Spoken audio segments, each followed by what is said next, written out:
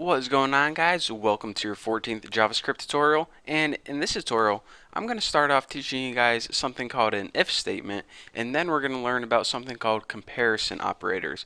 So basically, an if statement is a really simple way to have your computer make a decision.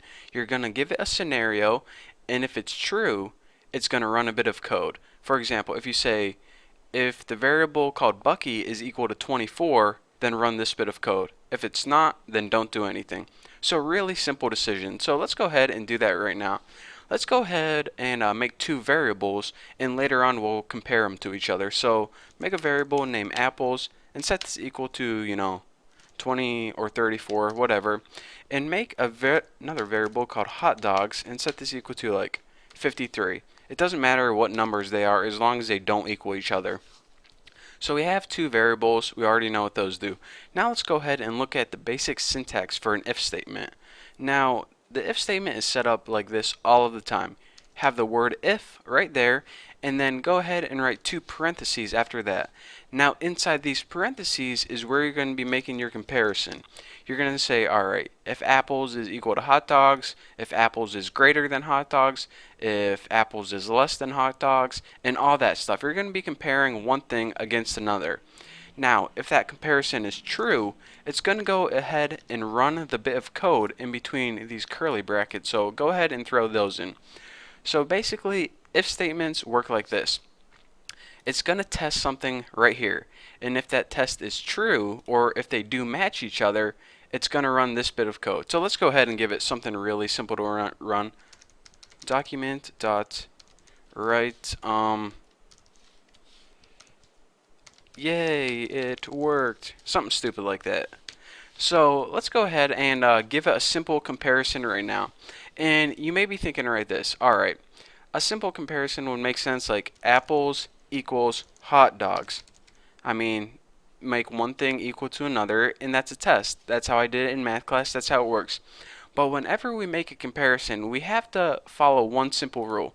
We can't use a single equal sign ever because JavaScript already uses single equal sign whenever it sets a variable equal to a value. So whenever you're comparing two values, you need to have two equal signs. And now you're testing, alright, does the value of apples equal to the value of hot dogs? In other words, does 34 equal 53?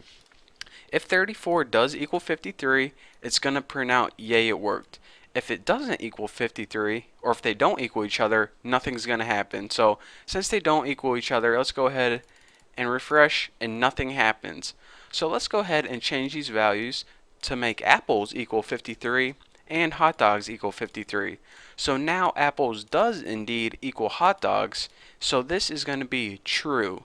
And since this is true, this is going to run. So let's go ahead and save this, refresh it, and check it out. Yay, it worked. So now we can see the basics of an if statement. It's basically this again. You test what is called a condition. Now this condition is going to be true if it's true, and it's going to be false if it's not true. If they equal each other in this case, it's going to be true. If they don't, it's going to be false. Anytime it's true, this bit of code is going to run. Anytime it's false, nothing's going to happen. So you're basically giving your computer a decision to make. If this is true, run this. If it's not, don't do anything. So aside from this double equal sign, we know that we can use the double equal sign to tell JavaScript compare two things. We can also give it a couple other symbols. We can say exclamation point equals, and what this means is if apples doesn't equal hot dogs, go ahead and print this out. So check this out. Since they are alike and they do equal each other, then this is going to be false. Well, let me go ahead and run this and show you guys. Nothing happens right here. So why is this false? Well, does apples not equal hot dogs? No, they do equal each other. So it's false. So this is a way of saying, alright, if apples is not equal to hot dogs, do this. So when exactly will this print out? Say you had 53 and 99. Well, now they don't equal each other. So this statement is true. And since this is true, I'm going to go ahead and print this out, and it worked. So another thing that we can do is I showed you guys how to make it equals and how to make it not equals. So you can of course use greater than and less than. These are really easy ones. If apples is greater than hot dogs, aka if 53 is greater than 99, print this out. So can you guys guess what's going to happen? It doesn't print it out because 53 is not higher than 99. And again, I don't need to show you this, but I might as well do it anyways. If 53 is less than 99, which is indeed true, since this statement is true, then this is going to print out just like that. So that is why when I refresh it, it prints out. So those are the four most common, but I also need to include one other thing. You can also have greater than or equals to.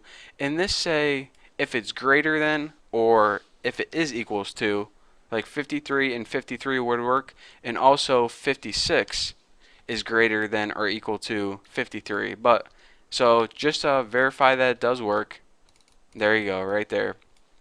And also you have less than and equals to.